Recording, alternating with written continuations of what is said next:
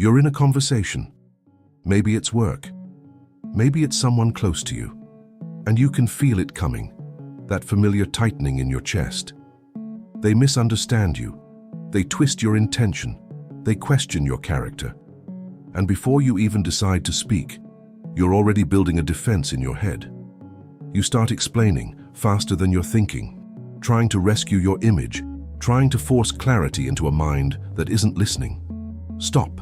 If you need to be understood to be at peace, you'll never be at peace. That is the trap. You think you're explaining to be fair, to be clear, to be reasonable. But deep down, you're bargaining. You're trying to trade words for relief. You're trying to buy safety with logic. And the price is always the same. You give away your authority.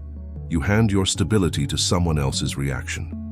One raised eyebrow, one cold tone, one unfair assumption, and your mind starts sprinting. You become a servant to the mood of the room.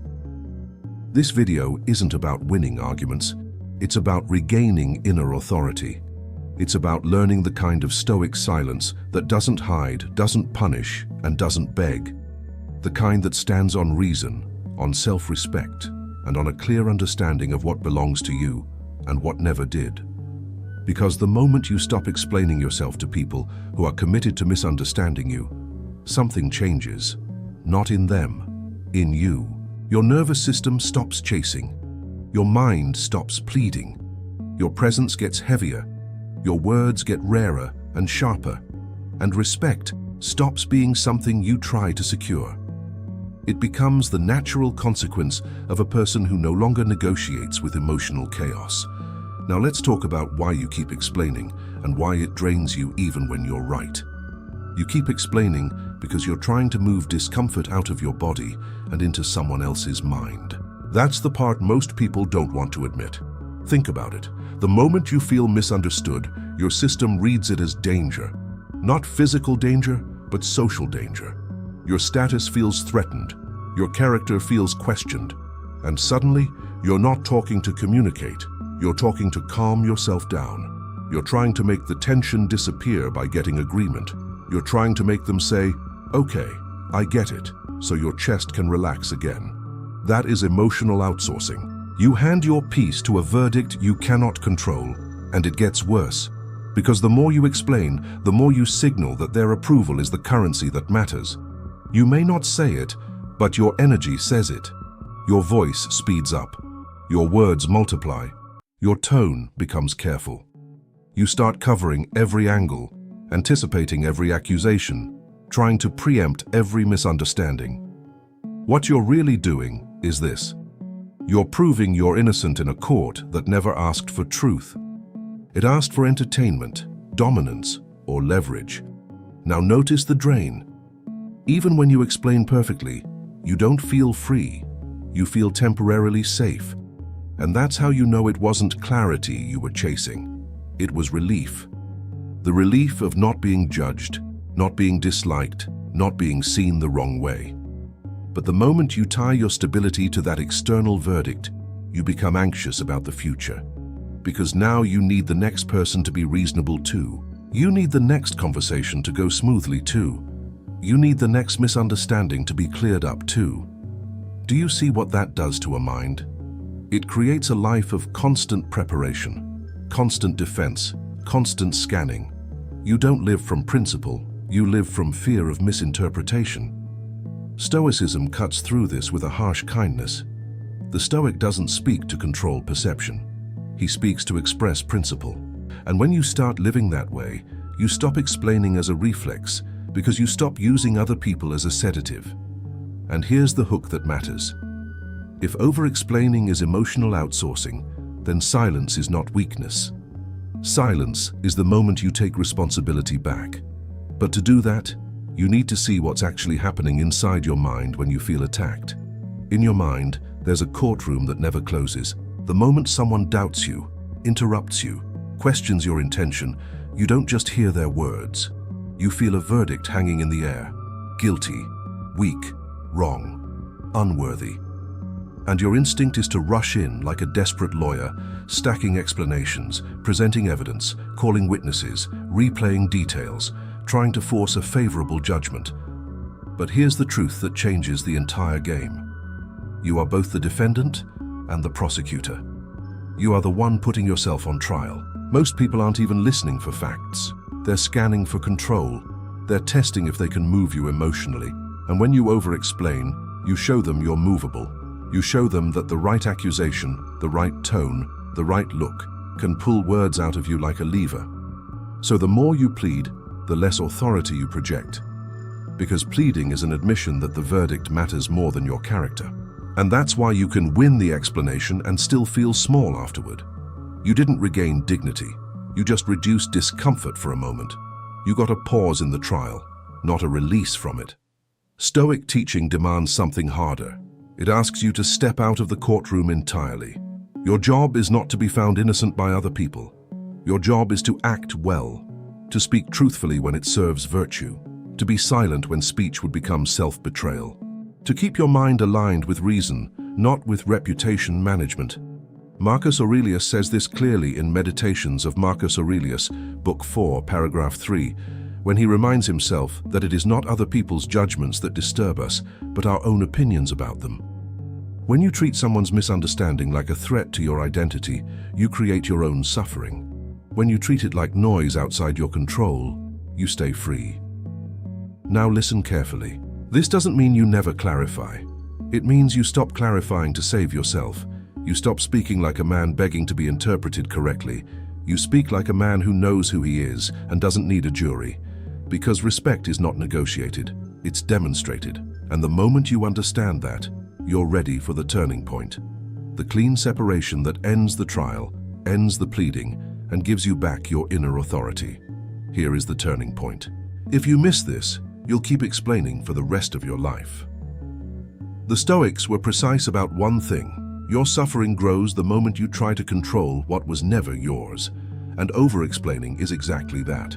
It's an attempt to control other people's perception, to steer their interpretation, to manage their emotional weather, to force a fair reading from a mind that may not be fair. So draw the line, cleanly. Their interpretation is not yours. Their tone is not yours. Their agenda is not yours. Their willingness to understand is not yours. You can't own it. You can't command it. You can't buy it with better wording. What is yours is smaller, but stronger. Your intention, your timing, your choice to engage or not, your standards, your boundaries, your character, your self-respect, your ability to remain rational while emotion tries to drag you into performance. This is the dichotomy of control. And when you apply it, something inside you stops scrambling, because you realize the game you've been playing is unwinnable. If you explain to control perception, you'll never finish explaining. There will always be another angle, another accusation, another misunderstanding, another person who wants to keep you talking. And as long as you believe your peace depends on getting them to see it your way, you will be their employee, working for free, over time, no days off. So the rule becomes simple. If it isn't yours, don't spend your breath trying to govern it. That doesn't make you passive. It makes you accurate. It makes you disciplined. It makes you hard to manipulate. Now here's the micro shift that people misunderstand.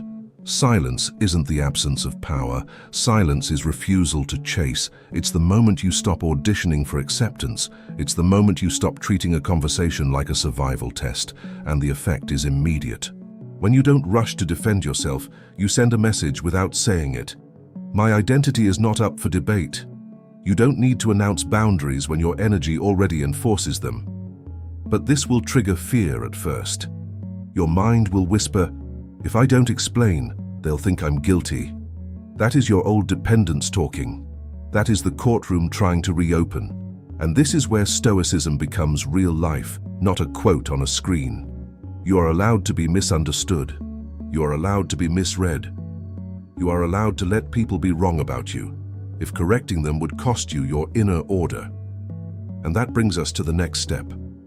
Because once you accept what you control and what you don't, you still face a hard reality. Some people will misunderstand you no matter what you do. So what do you do with that? You stop fighting it, you use it. Some people will misunderstand you even if you speak perfectly, even if you're patient, even if you choose every word with care. And if you make your peace dependent on being seen correctly, you will keep bleeding energy into a situation that cannot be repaired. This is where acceptance of fate becomes practical. Amor fati is not a motivational phrase. It's a discipline. It means you stop arguing with the role life assigns you in other people's minds. Sometimes you will be the villain in someone else's story. Sometimes you will be labeled cold when you're simply calm. Sometimes you will be called arrogant when you're simply not available for disrespect. And if you fight that role, you become trapped in it. You start performing, you start justifying, you start negotiating your dignity. The Stoic uses a different approach. He accepts the misunderstanding as part of the training. You don't need to like it. You don't need to pretend it's fair. You simply stop treating it like an emergency. You tell yourself, good, this is my practice. I practice staying rational while someone else is emotional. Practice holding a boundary while someone tries to pull you into a debate. Practice letting noise stay outside your mind. Marcus Aurelius returns to this again and again.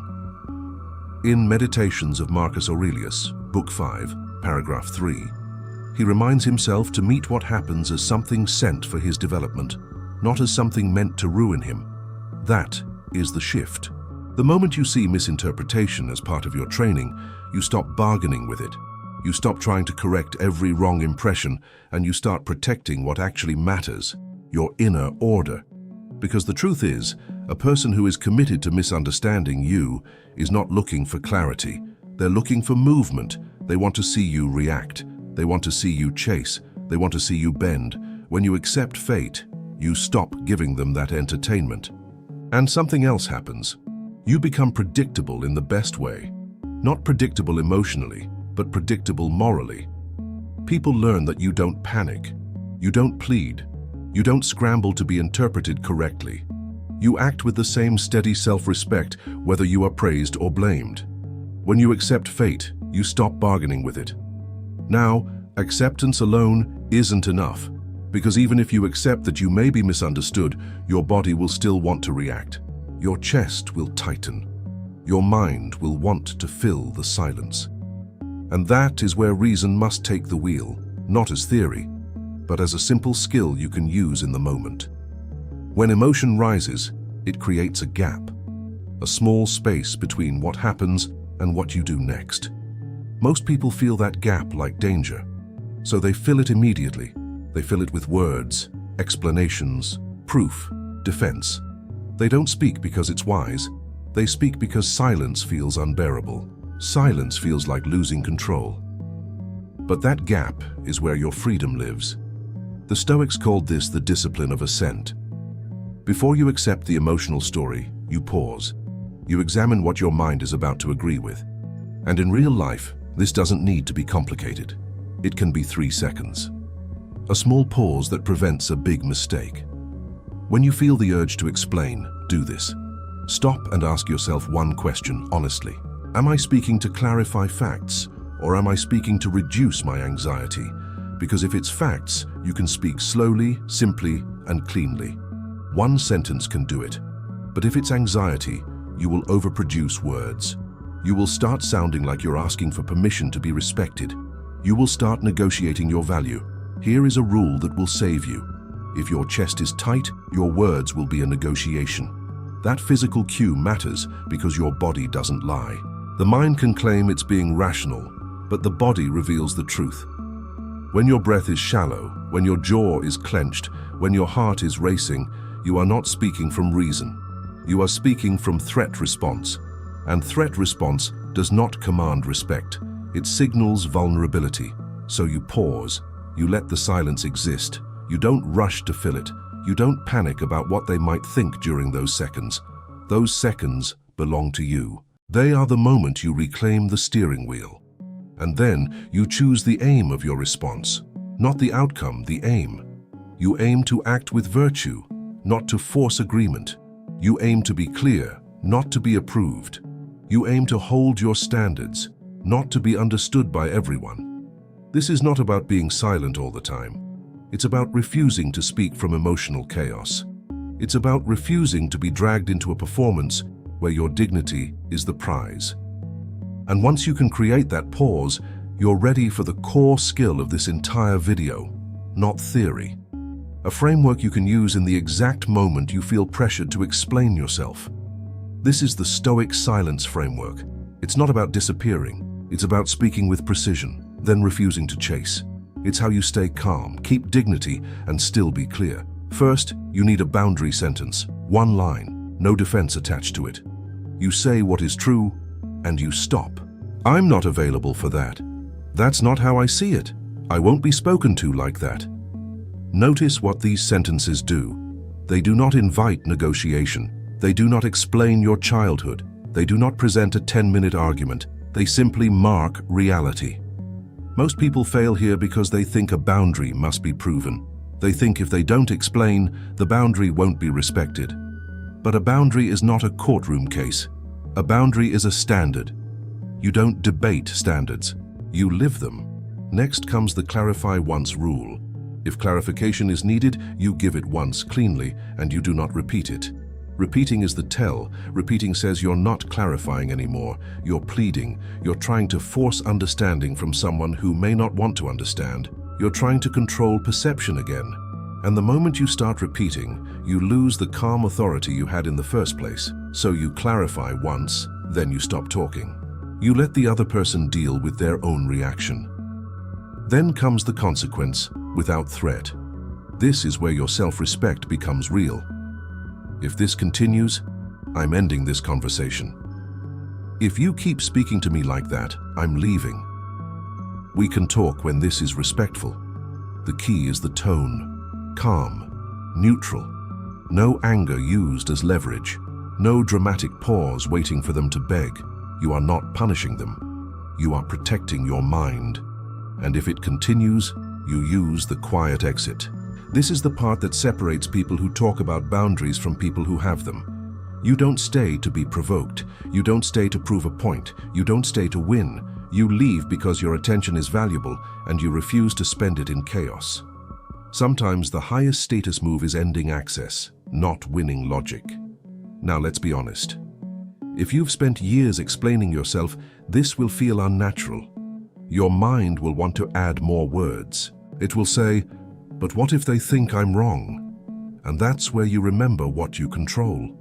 Your character, your standards, your response. Their opinion is outside your command. You will also notice something else. When you stop feeding the conversation with explanations, the conversation reveals itself. People who wanted truth will respect the clarity. People who wanted control will escalate. And that escalation is information.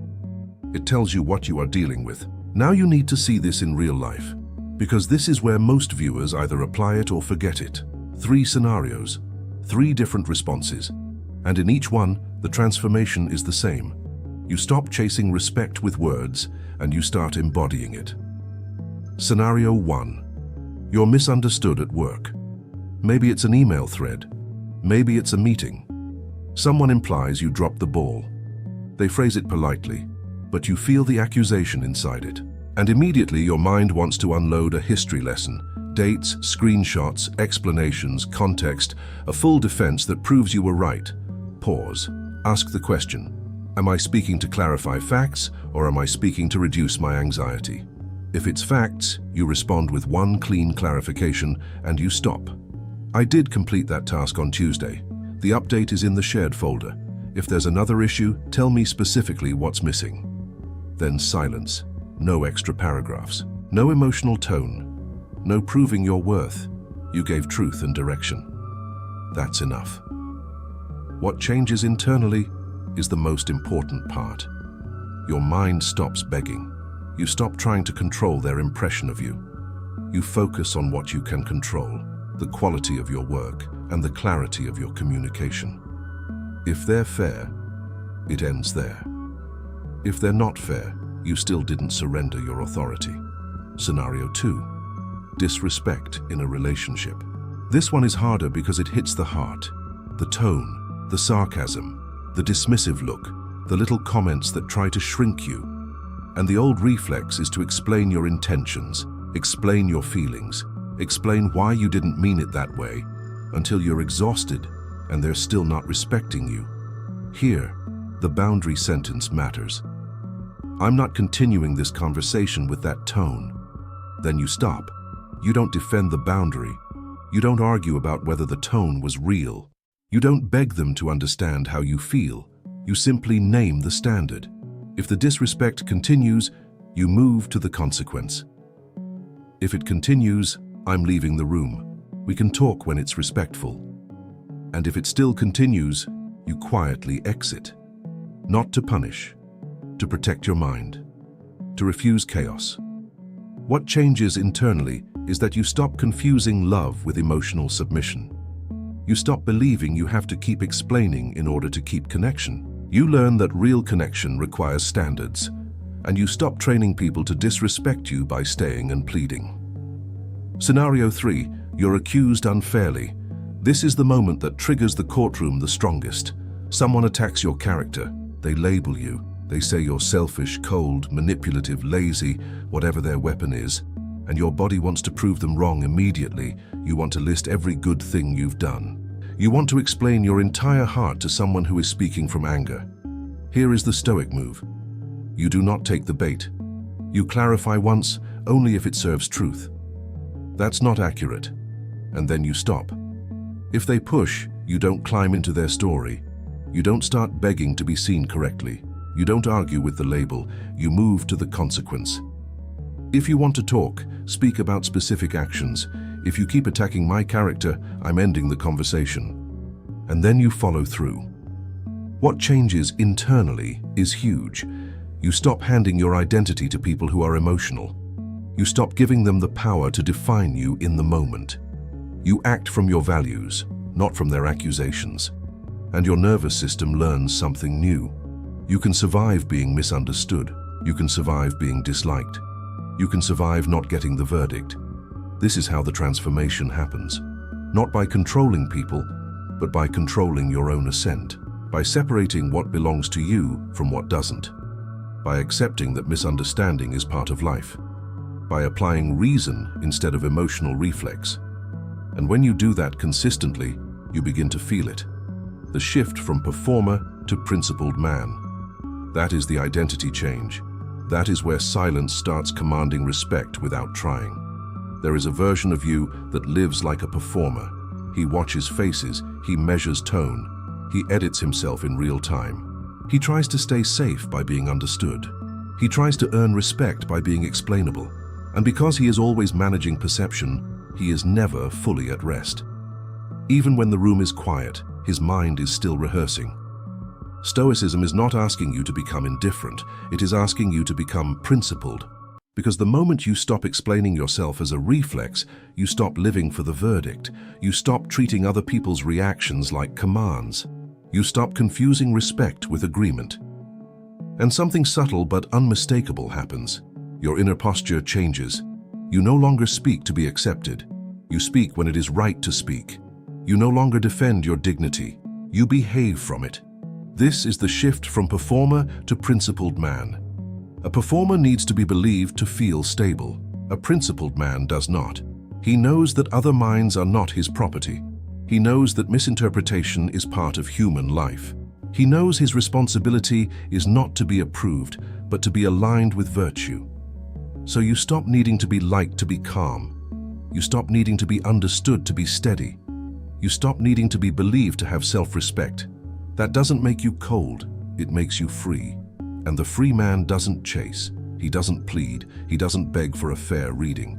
He clarifies once, holds his standard, and returns his attention to what is within his command, his reason, his choices, his character. This is why silence begins to command respect. Not because silence is a trick, but because it reveals something rare. It reveals a person who is not governed by emotional chaos. A person who can tolerate discomfort without selling his dignity to escape it. You'll notice the difference immediately the next time someone tries to pull you into a defensive spiral. The old you would rush to explain. The new you will pause, breathe, and feel something unfamiliar. Space, authority, choice. And now, we close the loop. Not with motivation, but with a simple agreement between you and yourself. A practical challenge that forces the lesson into your real life. Your peace returns when your words stop chasing. This is the silent agreement you make with yourself before the next conversation happens. You will not hand your nervous system to someone else's misunderstanding. You will not speak to reduce anxiety. You will not explain yourself into exhaustion just to be seen correctly by a mind that may not be fair. You will do what is yours, and you will release what is not. So here is the 7-day challenge. One situation, one pattern, one new standard. Choose a recurring moment where you usually over-explain. At work, when your competence feels questioned. At home, when a tone turns sharp. Anywhere you feel that tightening in your chest and the urge to talk yourself back into safety. For 7 days, apply the framework. When the moment comes, you pause. You ask the question, am I speaking for clarity or for relief? If it's relief, you do not speak yet. You let the silence hold. You breathe until your chest loosens, until your words would come from reason, not from fear. Then you speak once, cleanly. A boundary sentence or a single clarification. And you stop. If the pressure continues, you state the consequence without threat. And if it still continues, you quietly exit. Not because you are weak, because you are disciplined, because your attention is valuable, because your character is not up for debate. What you are training is not them. You are training yourself. You are training the ability to tolerate being misunderstood without collapsing into performance. You are training the ability to hold a standard without defending it. You are training the ability to keep your mind aligned with virtue when emotion demands you beg. Some people will respect you more immediately. Others will test you harder. Let that happen. It is information. It is practice. It is fate doing its work. And if you keep this for 7 days, you will feel the change. Not because the world became nicer, but because you stopped trying to control what was never yours. Your mind will get quieter. Your posture will get steadier. Your words will become fewer and stronger. Stop explaining. Start embodying. Thank you for watching, and if you enjoyed the video, please like, share, and subscribe for more Stoic insights and watch the latest videos.